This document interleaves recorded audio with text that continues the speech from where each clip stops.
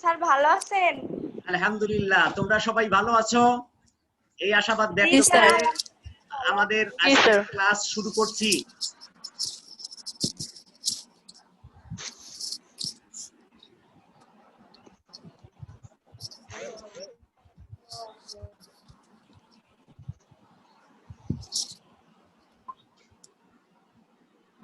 কি হলো?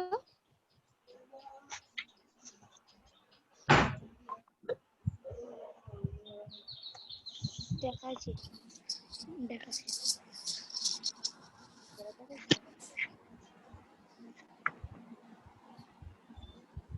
প্রথমেই ঢাকা উইমেন কলেজ কর্তৃক আয়োজিত অনলাইন ক্লাসে একাদশ শ্রেণীর আইসিটি বিভাগের নবাগত ছাত্রীদের আমি স্বাগতম জানাচ্ছি।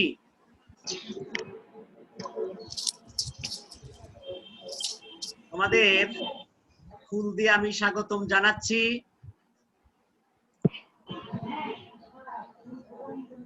শিক্ষক পরিচিতি, আমি মোহাম্মদ সেলিম হোসেন, আইসিটি শিক্ষক, Dhaka women college, Uttara, Dhaka. Mobile 01771200029 অথবা 01878600394।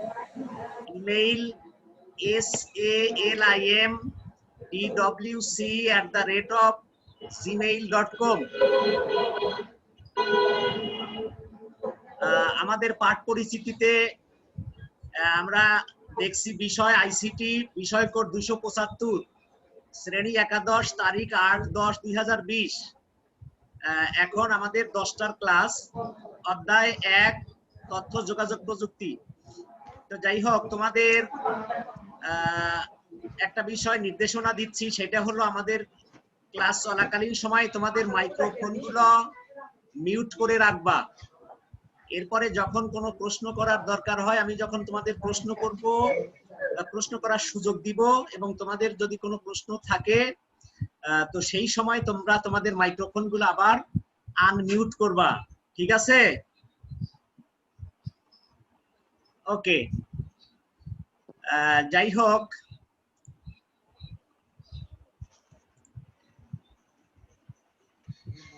পাঠ্য বই পরিচিতি। তোমাদের যেহেতু আজকে আমার সাথে ফার্স্ট ক্লাস, সেজন্য আমি তোমাদের বইয়ের একটা তালিকা দিচ্ছি। তোমরা সবাইকে আমার কথা শুনতে পাচ্ছ? জি স্যার। জি স্যার। জি স্যার। দেখো, আমাদের তথ্য যোগাযোগ প্রযুক্তি বিষয়ে আমি 3 জন রাইটারের নাম দিয়েছি। 1 নম্বর প্রফেসর মোহাম্মদ নাইমুল হক নাইম, 2 নম্বর মাহবুবুর রহমান, এবং 3 নম্বর প্রকৌশলী মুজিবুর রহমান। এই 3টা রাইটারের বই। এর ভিতরে আমাদের প্রথম চয়েস হলো প্রফেসর মোহাম্মদ নাইমুল হক নাইম। এই বইটা তোমরা প্রথমত কিনবা, এরপর সময় সুযোগ থাকলে বাকি 2টা বই কিনে নিতে পারো। বই যত পড়বা ততই তোমাদের জ্ঞানের পরিধি বাড়বে। তো একটা বইয়ের সবকিছু পূর্ণাঙ্গ সুন্দর নাও থাকতে পারে, এই জন্য একাধিক রাইটারের একাধিক বই যদি তোমরা পড়ো, তাহলে নিঃসন্দেহে তোমরা আরো বেশি কিছু জানতে পারবা। ওকে, তো এ কারণে তোমরা প্রথমত 1 নম্বর যেটা প্রফেসর মোহাম্মদ নাইমুল হক নাইম, এই বইটা প্রথমে কিনে নিবা। তো এরপরে আমরা আমাদের পরবর্তী যে 2টা বই আছে তোমাদের সুযোগ থাকলে কিনবা। তো যাই হোক, আমরা যেহেতু প্রথম দিন, বেসিক কিছু বিষয় আমরা আলোচনা করব। তো আমি যেটা শুরু করছি সেটা হলো তোমাদের প্রথম অধ্যায়। প্রথম অধ্যায়, এটার নাম হলো তথ্য ও যোগাযোগ প্রযুক্তি। তথ্য ও যোগাযোগ প্রযুক্তি। তো তথ্য এর ইংরেজি কি? ইনফরমেশন, তাই না? তথ্যের ইংরেজি কি? ইনফরমেশন। আর ডেটা হলো উপাত্ত। তো দেখো, ডেটা থেকে আমরা শুরু করছি। ডেটা বা উপাত্ত আসলে কি, একটু ভালো করে বোঝার চেষ্টা করো। প্রাথমিকভাবে সংগৃহীত অসংঘবদ্ধ তথ্য হচ্ছে ডেটা। কম্পিউটারে ব্যবহৃত বর্ণ, সংখ্যা, চিহ্ন, অডিও, ভিডিও, চিত্র ইত্যাদি হচ্ছে ডেটা বা উপাত্ত। এটা হলো তথ্যের ক্ষুদ্রতম একক। এটা তথ্যের ক্ষুদ্রতম একক। যেমন একজন ছাত্রের নাম, রোল, ঠিকানা, প্রাপ্ত নম্বর ইত্যাদি হচ্ছে এক একটি ডেটা। তো নিশ্চয়ই তোমরা বুঝতে পেরেছো। তো তার মানে প্রাথমিকভাবে সংগৃহীত অসংখ্যবদ্ধ তথ্য, এটা ডেটা।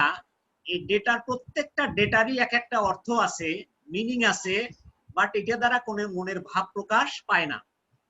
তো যেমন একজন ছাত্রের নাম, রোল, ঠিকানা, প্রাপ্ত নম্বর ইত্যাদি হচ্ছে এক একটি ডেটা। তো তার মানে প্রত্যেকটারই কিন্তু একটা অর্থ আছে, কিন্তু এটা দ্বারা কোনোটা দ্বারাই কোনো মনের ভাব প্রকাশ পায় না। তো এ কারণে প্রত্যেকটা সিঙ্গেল ওয়ার্ড এটা অর্থপূর্ণ হলে এগুলো হবে ডেটা। আশা করি তোমরা বুঝতে পেরেছো। এরপরে দেখো ডেটার প্রকারভেদ। ডেটা প্রধানত দুই প্রকার। এক নম্বর হচ্ছে নিউমেরিক ডেটা। নিউমেরিক ডেটা বলতে আমরা কি বুঝি? কোনো ডেটা প্রকাশ করার জন্য যখন শুধুমাত্র নিউমেরিক ডিজিট বা অঙ্ক 0 থেকে 9 বা দশমিক বা পয়েন্ট ব্যবহার করা হয়, তখন তাকে নিউমেরিক ডেটা বলে। তার মানে নিউমেরিক ডেটা হচ্ছে অঙ্ক বা ডিজিট দিয়ে যে ডেটাগুলো তৈরি করা হয়। যেমন 0 থেকে 9 এর প্রত্যেকটাই এক একটা নিউমেরিক ডেটা। এর ভিতরে আবার পয়েন্টও থাকতে পারে, যেমন 5, 10, 250, 90.25 এর প্রত্যেকটাই এক একটা নিউমেরিক ডেটা। আশা করি তোমরা বুঝতে পেরেছো। 2 নম্বর ক্যারেক্টার ডেটা, অর্থাৎ এটা অনিউমেরিক। এখানে নিউমেরিক নয়, এটা কি 2 নম্বর হবে? অনিউমেরিক। তোমরা একটু ভালো করে বোঝার চেষ্টা করো। অনিউমেরিক। অনিউমেরিক ডেটাটা কি? যখন কোনো ডেটা বর্ণ, চিহ্ন, বর্ণ ও অক্ষর, অর্থাৎ বর্ণ আর অক্ষর একই সাথে যদি থাকে, অথবা ছবি ইত্যাদি দ্বারা প্রকাশ করা হয়, তখন তাকে অনিউমেরিক ডেটা বলে।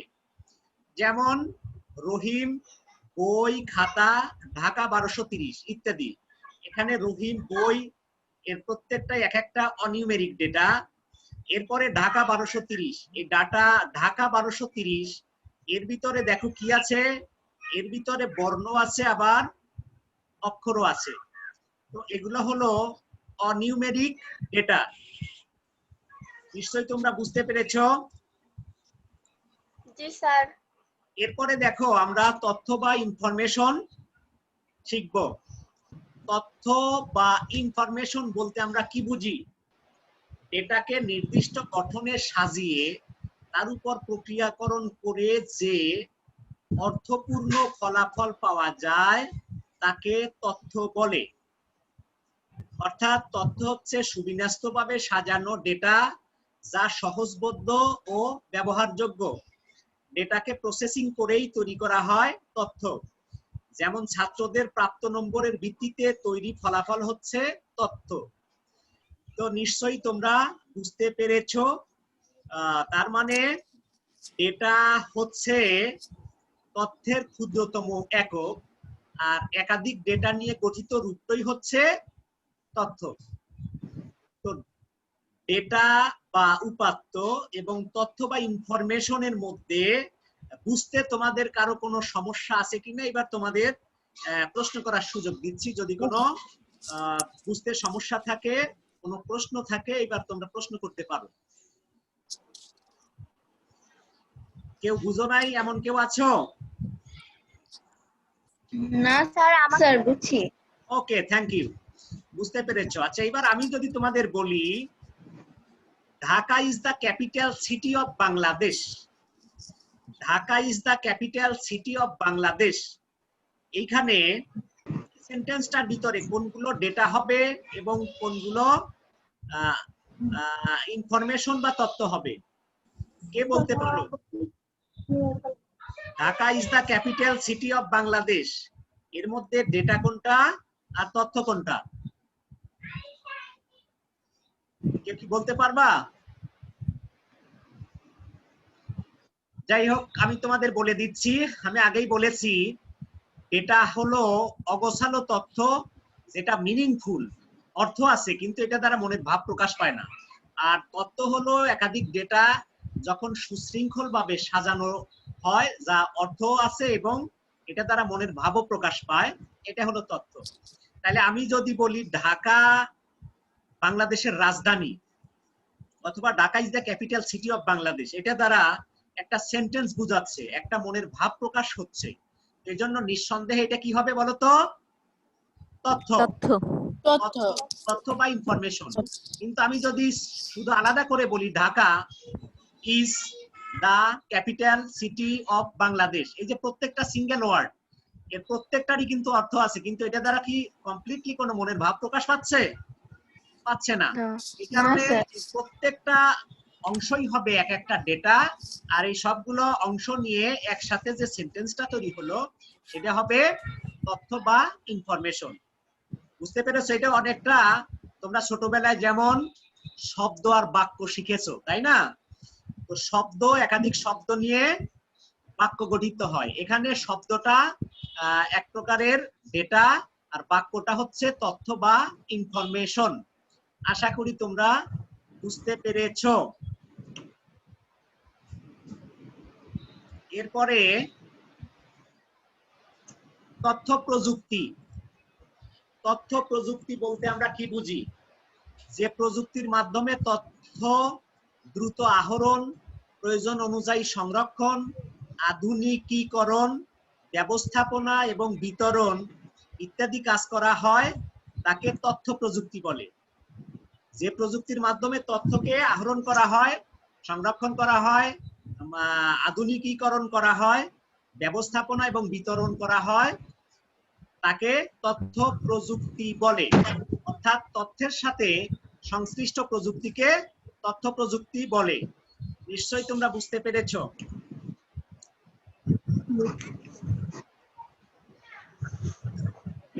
এরপরে যোগাযোগ প্রযুক্তি। কোনো ডেটাকে এক স্থান থেকে অন্য স্থানে কিংবা এক ডিভাইস থেকে অন্য ডিভাইসে স্থানান্তরের প্রক্রিয়াকে বলা হয় ডেটা কমিউনিকেশন। আর ডেটা কমিউনিকেশন ব্যবস্থার সাথে সংশ্লিষ্ট প্রযুক্তিকে বলা হয় যোগাযোগ প্রযুক্তি। কোনো ডেটাকে এক স্থান থেকে অন্য স্থানে কিংবা এক ডিভাইস থেকে অন্য ডিভাইসে স্থানান্তরের প্রক্রিয়াকে কি বলে? ডেটা কমিউনিকেশন বা উপাত্তের যোগাযোগ। আর ডেটা কমিউনিকেশন ব্যবস্থার সাথে সংশ্লিষ্ট প্রযুক্তিকে বলা হয় যোগাযোগ প্রযুক্তি।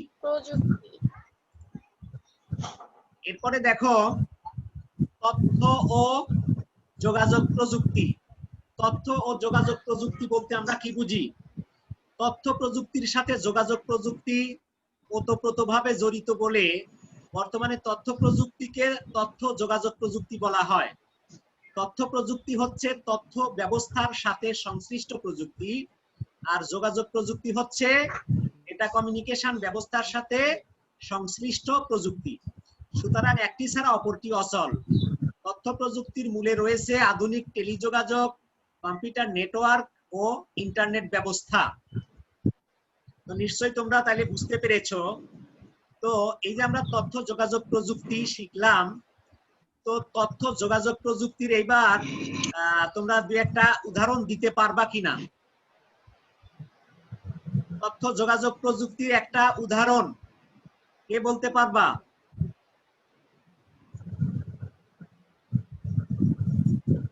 আসলে প্রযুক্তি বা টেকনোলজি হচ্ছে বিজ্ঞানের একটা বিশেষ মাধ্যম, যে মাধ্যমের মাধ্যমে অনেক কিছু কাজ আমরা সহজে সম্পন্ন করতে পারি। তো এই তথ্য যোগাযোগ প্রযুক্তির এক বা দুইটা উদাহরণ কে দিতে পারবা?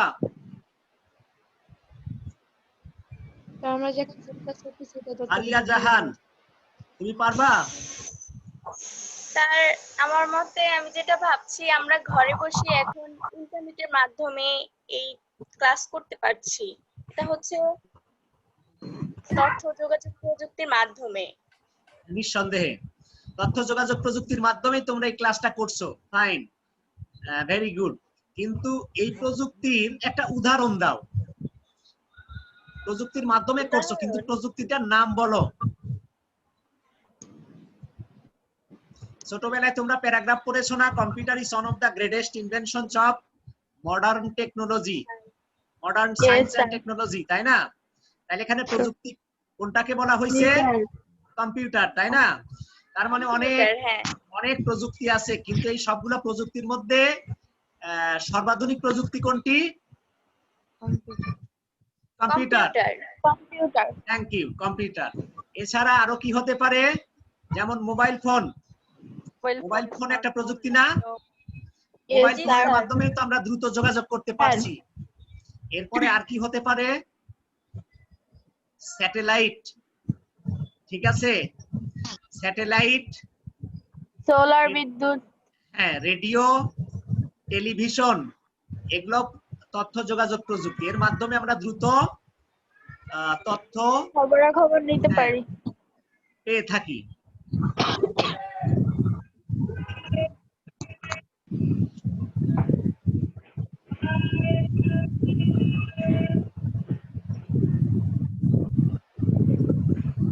তথ্য যোগাযোগ প্রযুক্তির মৌলিক উপকরণ, তথ্য ও যোগাযোগ প্রযুক্তির মৌলিক উপকরণ। দেখো, তথ্য যোগাযোগ প্রযুক্তির মৌলিক উপকরণগুলোর মধ্যে কি কি আছে? কম্পিউটার ও ইন্টারনেট ব্যবস্থা, আধুনিক টেলিযোগাযোগ, internet, computing, microwave, satellite, radio, audio, video, television, telex এবং ফ্যাক্স। এছাড়াও আরো কিছুই আছে এর অন্তর্ভুক্ত। তো মেইন যে বিষয় সেগুলো আমি এখানে বলে দিলাম। তো তার মানে তথ্য যোগাযোগ প্রযুক্তি এর সবগুলোই তথ্য যোগাযোগ প্রযুক্তির সাথে সংশ্লিষ্ট। এখন আমরা প্রথমে এই প্রযুক্তিগুলোর মধ্যে সর্বাধুনিক যে প্রযুক্তি সেটা হলো কম্পিউটার। এই কম্পিউটার নিয়ে আমরা আলোচনা করব। সর্বাধুনিক প্রযুক্তি কম্পিউটার। তাহলে কম্পিউটারের সংজ্ঞাটা কি আমরা একটু জেনে নেই। কম্পিউটার কাকে বলে? কম্পিউটার একটি ইংরেজি শব্দ। এর বাংলা হচ্ছে গণনাকারী। কম্পিউট শব্দের অর্থ হচ্ছে গণনা করা, আর কম্পিউটার হচ্ছে গণনাকারী। তার মানে শাব্দিক অর্থে কম্পিউটার হচ্ছে একটি গণনাকারী যন্ত্র। শাব্দিক অর্থে কম্পিউটার কি? একটি গণনাকারী যন্ত্র। শাব্দিক অর্থে কম্পিউটার হচ্ছে একটি গণনাকারী যন্ত্র। কিন্তু বিশ্বায়নের এই যুগে কম্পিউটার একটি শুধু গণনাকারী যন্ত্র এটা বললে ভুল হবে, কারণ কম্পিউটার দ্বারা করা যায় না এমন কাজ খুব কমই আছে। তো তার মানে কম্পিউটার এর সংজ্ঞাকে এভাবে বলতে হবে, কম্পিউটার এমন একটি দ্রুতগামী যন্ত্র যেটার মাধ্যমে অত্যন্ত দ্রুত গতিতে তথ্যকে প্রক্রিয়াকরণ করে ফলাফল প্রদান করা যায়। কম্পিউটার এমন একটি দ্রুতগামী যন্ত্র যার মাধ্যমে অত্যন্ত দ্রুত গতিকে তথ্য প্রক্রিয়াকরণ করে ফলাফল পাওয়া যায়, ঠিক আছে? তো দেখো, তার মানে এর মাধ্যমে আমরা বুঝতে পারছি কম্পিউটারের ভিতরে কয়েকটি বিশেষ বৈশিষ্ট্য আছে।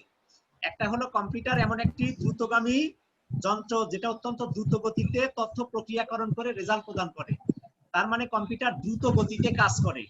তারপরে এটা নির্ভুলভাবে কাজ করে। এরপরে কম্পিউটার বিরতিহীনভাবে কাজ করতে পারে। তো যে বৈশিষ্ট্যগুলোর কথা বলা হলো, এই বৈশিষ্ট্যগুলো কিন্তু মানুষের মধ্যে নেই।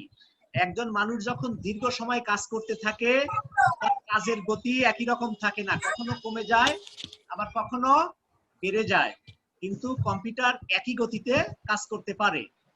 এরপরে কম্পিউটার এবং মানুষ যদি আমরা বিবেচনা করি, মানুষ দীর্ঘ সময় কাজ করলে তার ভিতরে অনেক কিছু ভুল ত্রুটি সংগঠিত হয়, কিন্তু কম্পিউটার এমন একটা মেশিন যেটা শুরু থেকে শেষ পর্যন্ত একই গতিতে এবং নির্ভুলভাবে কাজ সম্পন্ন করে, এর কোনো ভুল হয় না। তারপরে যদি আমরা বলি কম্পিউটার ভুল রেজাল্ট প্রদান করেছে, আসলে কম্পিউটার ভুল করে না। ভুল যদি হয়ে থাকে সেটা হলো অপারেটরের। কম্পিউটার অপারেটর যদি ভুল মেসেজ দেয়, সেই ক্ষেত্রে কম্পিউটারও ভুল রেজাল্ট প্রদান করে থাকে। এজন্য ভুলটা কম্পিউটারের নয়, আসলে কম্পিউটার পরিচালনাকারী অপারেটরের। কম্পিউটার ভুল করে না। এরপরে একজন মানুষ যে কাজ করতে 10 বছর সময় লাগে, সেই কাজ কম্পিউটার অতি অল্প সময়ের ভিতরেই করতে পারে। ঠিক আছে, কয়েক মিনিটের মধ্যেই কম্পিউটার যে কাজ করে দিতে পারে সেই কাজ মানুষ আসলে কয়েক বছর মিলে করতে হয়। এজন্য আমরা দেখছি যে আসলে কম্পিউটারের চেয়ে মানুষ গতিতে কম, তারপরে নির্ভুলতার বিচারেও আসলে কম্পিউটার অনেক এগিয়ে। তো এত ভালো ভালো বৈশিষ্ট্য কম্পিউটারের মধ্যে আছে কিন্তু মানুষের মধ্যে নেই। তাইলে তোমাদেরকে আমি প্রশ্ন করছি, তাহলে বড় কে, কম্পিউটার বড় নাকি মানুষ বড়? Computer sir. হ্যাঁ, কম্পিউটার বড়। সবাই কি একমত? জি না স্যার, মানুষ। না স্যার। হ্যাঁ, কেউ বলতেছে স্যার কম্পিউটার বড়, আবার কেউ বলছে মানুষ বড়। আসলে স্যার বড় কে? মানুষ বড়। মানুষ বড়। মানুষ বড়। স্যার মানুষ বড়। হ্যাঁ, আয়েশা তাসমিন, তুমি বলেছো মানুষ স্যার। বড়। জি স্যার। স্মৃতি আক্তার, জি স্যার, মানুষ বড়। মানুষ বড়। মানুষ বড়। জি মারজা স্যার। আমিন, কে বড়? স্যার মানুষ বড়। আচ্ছা, মানুষ বড়। কি জন্য মানুষ বড় বলো তো? স্যার মানুষই তো কম্পিউটার আবিষ্কার করছে। হ্যাঁ, থ্যাংক ইউ। হ্যাঁ, তার মানে এখানে মানুষ হচ্ছে স্রষ্টা, বড়। আর এখানে সৃষ্টি হচ্ছে কম্পিউটার। কাজেই সৃষ্টি স্যার। থেকে স্রষ্টা কখনো ছোট হতে পারে না, আর সৃষ্টি কখনো স্রষ্টার চেয়ে বড় হতে পারে না, তাই না? এজন্য মানুষ বড়, কম্পিউটার ছোট। কিন্তু আমরা তো আসলে বাহ্যিকভাবে দেখছি কম্পিউটারই ভালো ভালো বেশি কাজ করছে। তাহলে আসলে মানুষই বড় এটা শুধু বললে হবে না, যুক্তি দিয়ে বোঝাতে হবে। মানুষ যে বড় এর একটা যুক্তি কে দিতে পারবা? মানুষ বড়। স্যার কম্পিউটারে হয়তো মানে একটা ডিজিট থাকে যে এই পর্যন্ত কম্পিউটারটা তার তথ্য ধারণ করতে পারবে, কিন্তু মানুষ অগণিত তথ্য তার ব্রেনে ধারণ করে রাখছে বছরের পর বছর। ওকে, থ্যাংক ইউ। তো দেখো, আমি তোমাদের উদাহরণ দিচ্ছি, তাহলে বিষয়টা আরো ক্লিয়ার হয়ে যাবে। একজন মানুষকে যদি বলা যায় দোকান থেকে গিয়ে একটি ডাব সাবান নিয়ে আসো, তো সে দোকানে যাবে। দোকানে গিয়ে যদি ডাব সাবান পায় নিয়ে আসতে, না পাইলে আর একটা দোকানে যাবে, সেখানে না পেলে আর একটা দোকানে যাবে, সেখানেও যদি না পায় সে চিন্তা করবে আচ্ছা থাক, আমি ডাবের কাছাকাছি একটা লাক্স সাবান অন্তত নিয়ে যাই, ডাবের কাছাকাছি একটা সাবান হলেই তো হলো, যেহেতু পাচ্ছি না। কিন্তু কম্পিউটার চালিত একটা রোবটকে যদি বলা যায় দোকান থেকে গিয়ে ডাব সাবান নিয়ে আসো, তো সে কি করবে? দোকানে যাবে, না পেলে আর এক দোকানে যাবে, সেখানে না পেলে আরেক দোকান, এভাবে সেখানে না পেলে সারা শহর খুঁজবে, সারা শহর না পেলে সারা দেশ সারা পৃথিবী খুঁজে এসে সে বকাবকি শুরু করে দিবে যে তাকে পাঠিয়েছে, bad command or file name. ঠিক আছে? অথবা একজন মানুষকে যদি বলা যায় অমুকের কাছ থেকে 500 টাকা নিয়ে আসো, তো সে সেই ব্যক্তির কাছে গিয়ে 500 টাকা চাইবে। 500 টাকা যদি দেয় নিবে, যদি 100 টাকার 5টা নোট দেয় সেটা গ্রহণ করবে, 50 টাকার 10টা নোট দিলেও গ্রহণ করবে, কারণ সে চিন্তা করবে আমার 500 টাকা হলেই তো হলো, তাই না? কিন্তু কম্পিউটার চালিত একটা রোবটকে এই কথা বললে সে 500 টাকা নোট পাইলে নিয়ে গ্রহণ করবে, কিন্তু 100 টাকার 5টা নোট গ্রহণ করবে না, 50 টাকার 10টা নোটও গ্রহণ করবে না, কারণ তাকে বলা হয়েছে 500 টাকা নিয়ে আসো, সেখানে 500টা লেখা থাকতে হবে। তো এ দ্বারা বোঝা যাচ্ছে কম্পিউটার যত ভালো কাজই করুক না কেন এটা আসলে একটা বোকা যন্ত্র, তাই না? এটার বুদ্ধি শুদ্ধি বলতে কোনো কিছু নেই। তো তার মানে মানুষ এটার ভিতরে যা কিছু বুদ্ধি দিয়ে থাকে তার ভিত্তিতেই কম্পিউটার কাজ করে। ওকে, তো তার মানে কম্পিউটার তার বুদ্ধিগুলা কম্পিউটারের ভিতরে প্রোগ্রাম আকারে যেটা দিয়ে থাকে, তো সেটার ভিত্তিতে আসলে কম্পিউটার কাজ করে। তো এই কারণে বোঝা যাচ্ছে যে কম্পিউটার যত ভালো কাজ করুক না কেন কম্পিউটার কখনোই মানুষের চেয়ে বড় হতে পারে না, তাই না? তো দেখো, এরপরে কম্পিউটারের ভিতরে দুটা প্রধান অংশ আছে, হার্ডওয়্যার এবং সফটওয়্যার। এছাড়া আরো একটা অংশ আছে, সেটা হলো ফার্মওয়্যার। তো হার্ডওয়্যার বলতে আমরা কি বুঝি? হার্ডওয়্যারটা আসলে কি জিনিস? হার্ডওয়্যার হলো the physical component of computer is called hardware. তার মানে কম্পিউটারের বাহ্যিক যন্ত্রাংশ যেগুলো আমরা হাত দ্বারা স্পর্শ করতে পারি এবং কাজে লাগাতে পারি সেগুলো হলো হার্ডওয়্যার। আর সফটওয়্যারটা কি? সফটওয়্যারটা হলো কম্পিউটারের ভিতরের প্রোগ্রাম সমষ্টি, যেগুলো আমরা হাত দ্বারা স্পর্শ করতে পারি না কিন্তু সেটা দেখা যায়, অনুকরণ করা যায়, সেটা হলো সফটওয়্যার। তো এছাড়া আরো একটা আছে, সেটা হলো ফার্মওয়্যার। কম্পিউটার প্রস্তুতকারী প্রতিষ্ঠান কম্পিউটার তৈরি করার সময় এক জাতীয় সফটওয়্যার কম্পিউটারের ভিতরে দিয়ে দেন, যেগুলো আমরা অনুকরণ করতে পারি কিন্তু উহার কোনো তথ্য বুঝতেও পারি না, আবার প্রবেশও করাতে পারি না। তো সেগুলোকে বলা হয় ফার্মওয়্যার। তাহলে হার্ডওয়্যারের মধ্যে কি কি পড়বে? যেমন কিবোর্ড, মাউস, প্রিন্টার, মনিটর ইত্যাদি হার্ডওয়্যার। আর সফটওয়্যার কি কি হবে? MS Word, Excel, PowerPoint, তারপরে সি প্রোগ্রামিং ইত্যাদি ইত্যাদি, এর প্রত্যেকটাই এক একটা সফটওয়্যার। আর ফার্মওয়্যারের উদাহরণ কি? কম্পিউটার প্রস্তুতকারী প্রতিষ্ঠান কম্পিউটার তৈরি করার সময় যে বিষয়গুলো দিয়ে দেয়। তো যেমন তোমরা বায়োসের নাম শুনেছো, বেসিক ইনপুট আউটপুট সিস্টেম। এটা আসলে কম্পিউটারের সিপিইউ খুললে তোমরা দেখতে পাবা মাদারবোর্ডের এক অংশে একটা দেয়া থাকে, তো সেটা হার্ডওয়্যারের মতো দেখতে কিন্তু আসলে সেটা সফটওয়্যার। তো তার মানে কম্পিউটার প্রস্তুতকারী প্রতিষ্ঠান সেখানে সেটা দিয়ে দেয়, তো যেটা মডারেট করা যায় না সেটা হলো ফার্মওয়্যার, যেমন বায়োস। তো আশা করি তোমরা বুঝতে পেরেছো। কারো কি কোনো প্রশ্ন আছে? না স্যার। Thank you.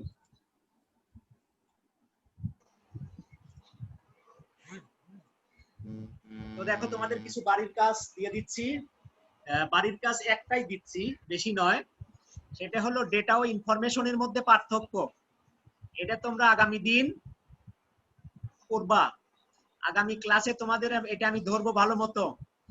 ডেটা ও ইনফরমেশনের মধ্যে পার্থক্যটা কি? তো আমি ডেটা বই নাই তো? হ্যাঁ, স্যার বই নাই আমাদের। স্যার আচ্ছা, বই আচ্ছা, নাই আমাদের। বুঝতে পেরেছি। বই যদিও তোমাদের কাছে নাই, আমার এরপরের ক্লাস হবে এক সপ্তাহ পর। এক সপ্তাহের মধ্যে তোমরা বই কিনতে পারবা না? স্যার বই কোন লেখক এটা কিনবা আমি শুনতে পারিনি, একটু লেট করে ঢুকতে হচ্ছে। আচ্ছা, যাই হোক, তোমরা ট্রাই করবা এক সপ্তাহের মধ্যে বই কিনতে। তারপরে আমি তোমাদের ডেটা ইনফরমেশন, আইসিটি বই, বোর্ড বই না?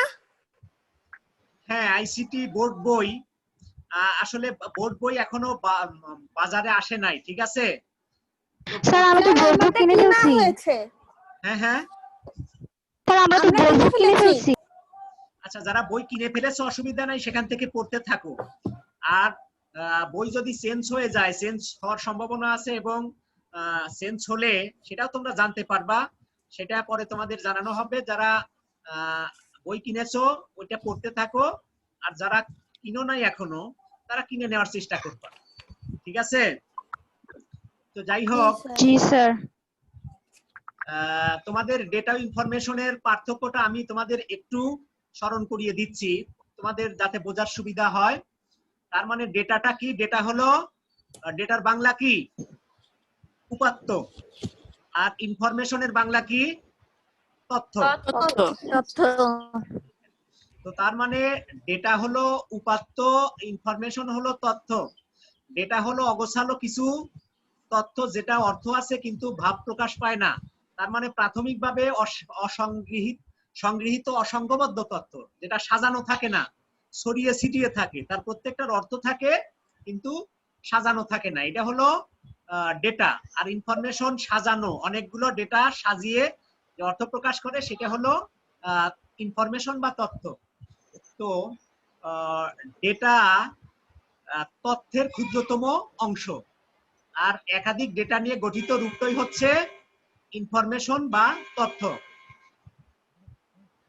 ডেটাকে তথ্য বলা যায় না, কিন্তু তথ্যকে ডেটা বলা যায়। তার মানে ইনফরমেশনের প্রত্যেকটা অংশই তো ডেটা, কিন্তু ডেটার অংশ তথ্য নয়। এরপরে তোমরা ডেটার একটা উদাহরণ দিতে পারো, যেমন রহিম, করিম, তারপরে বই, খাতা ইত্যাদি ইত্যাদি, প্রত্যেকটাই এক একটা ডেটা। কিন্তু ইনফরমেশনের উদাহরণটা কি দিতে পারবা? ইনফরমেশন বা তথ্যের উদাহরণ হবে যেমন করিম একজন ভালো ছেলে, ঠিক আছে? অথবা রহিম এসএসসি পরীক্ষায় 4.0 জিপিএ পেয়েছে, ঠিক আছে? তো এগুলো হবে ইনফরমেশন বা তথ্য। তো আশা করি তোমরা নিশ্চয়ই বুঝতে পেরেছো। তো যাই হোক, আমাদের সময় শেষের দিকে। তো তোমাদের যারা এখনো প্রেজেন্ট দিতে পারো নাই, তো তারা প্রেজেন্ট দিয়ে দাও। নাম প্রেজেন্ট করো না এমন কেউ আছো? বলো। জি স্যার। স্যার ফারজান আক্তার স্মৃতি, রোল 2012। 2012? জি স্যার। 2011 কত? 2011 2011? স্যার 2015 2015? 1002 2000? 2006। 2006? 3021 3021? স্যার 1031 1000 কত? 2। 1002? 1001 1001? স্যার 2007 2007? স্যার আমারটা 3004। 2006? 2006? স্যার 1031 1037? আর কে আছে? স্যার 3004। 2005? স্যার 1031 3004। 2000? 3004। 3004? জি স্যার। 1007 1007? 3011 3011? 3011? আর কেউ বাকি আছে? জি স্যার। 2017। আর কে বাকি আছে বলো? স্যার 2017। 2017? 2017? জি স্যার। যাই হোক, টাইম আমাদের একেবারেই, আমরা শেষ পর্যায়ে চলে এসেছি। তো তোমরা ভালো থাকবে, স্বাস্থ্যবিধি মেনে চলবে। আর আমি যখন তোমাদের পড়াবো তোমরা প্রশ্ন করবা। যে কোনো প্রশ্ন থাকলে তোমরা আমাকে যখন প্রশ্ন করার সুযোগ দিব, বিনা দ্বিধায় বিনা সংকোচে জিজ্ঞাসা করবা। 100% বুঝতে হবে। আর আমি চাই তোমরা সবাই যে যে রেজাল্টই করো না কেন, যেহেতু সরাসরি তোমাদের সাথে কথা বললে সবার রেজাল্ট গুলো আমি জানতে পারতাম, এখন সময়ের অভাবে সেইটা জানার সুযোগ হচ্ছে না। আমি আশা করি তোমরা সবাই এসএসসি তে ভালো রেজাল্ট করেছো। আর আমি আশা করি ইন্টারমিডিয়েটে তোমরা এসএসসি তে যে রেজাল্ট করেছো তার চেয়েও বেশি ভালো রেজাল্ট করবে। তো এজন্য তোমাদের উপস্থিতি, ক্লাসে উপস্থিতি মাস্ট। তোমরা সবাই অবশ্য ক্লাসে উপস্থিত থাকবা। আর যে পড়াগুলো দেয়া হয় সেগুলো বাসায় স্টাডি করবা। তো আশা করা যায় তাহলে তোমরা ভালো করতে পারবা, ঠিক আছে? আর স্যার একটা কথা ছিল আমার। হ্যাঁ শিওর বলো। স্যার তো আইসিটি বইয়ের নামটা যদি বলতেন, আমি তো এতদিন ক্লাসে উপস্থিত ছিলাম না, আজকেই ফার্স্ট, তো জানি না আর কি, তো বললে ভালো হতো। আচ্ছা, আইসিটি বইয়ের নাম তথ্য ও যোগাযোগ প্রযুক্তি। আমি তোমাদের 1 মিনিটের ভিতরে দেখাই দিচ্ছি, দেখো।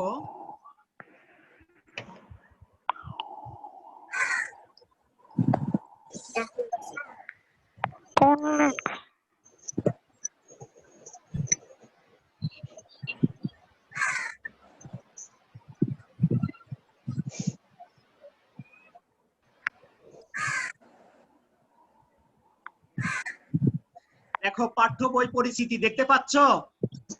জি স্যার।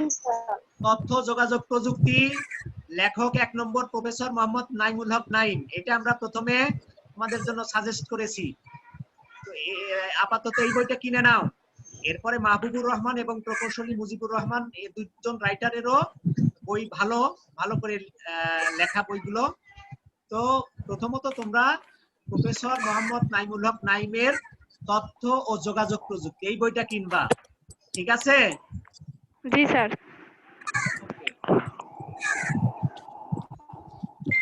আর কারো কোনো প্রশ্ন আছে? স্যার আইসিটি বই তো বোর্ডের বই। হ্যাঁ, আইসিটি বই অবশ্যই বোর্ডের বই, কিন্তু বইয়ের নাম এটাই, তথ্য যোগাযোগ প্রযুক্তি। এটা বোর্ডের বই, কিন্তু স্যার আপনি এনসিটিবি এটা প্রকাশ করবে, কিন্তু এখনো এটা করে নাই এবং বাজারে আসে নাই। এজন্য বেসরকারি ভাবে যারা প্রকাশ করেছে তাদের ভিতরে যে নাম দিয়েছি এই 3 জন রাইটারের বইগুলো খুব ভালো, উন্নত মানের। এজন্য বই কিনলে প্রথম বইটা কিনবা। ওকে, তো যাই হোক সবাই ভালো থাকবা। আর কোনো প্রশ্ন থাকলে বলো। স্যার আইসিটি বইয়ের পিকচারটা একটু দিলে ভালো হতো। আইসিটি বইয়ের পিকচার, আইসিটি বইয়ের পিকচার, আচ্ছা লেখকের নাম বললেই হবে। হ্যাঁ হ্যাঁ স্যার লেখকের নাম বললেই তো হবে, তাই না? হ্যাঁ হ্যাঁ লেখকের নাম বললেই হবে। ঠিক আছে, লেখকের নাম বলবা, তাহলেই তোমরা পেয়ে যাবা। Okay sir. আর কারো কোনো প্রশ্ন আছে? সেলিনা আক্তার। স্যার এই বইগুলো কি জি না স্যার। নিউ এডিশনের? আচ্ছা, আর কারো কোনো প্রশ্ন নাই? তো সবাই ভালো থাকবা, সুস্থ থাকবা, এই আশাবাদ ব্যক্ত করে আজকের ক্লাস আমরা এখানেই শেষ করতে যাচ্ছি। তো সবাই ভালো থেকো। আল্লাহ হাফেজ। আসসালামু আলাইকুম স্যার। আসসালামু আলাইকুম স্যার। আসসালামু আলাইকুম।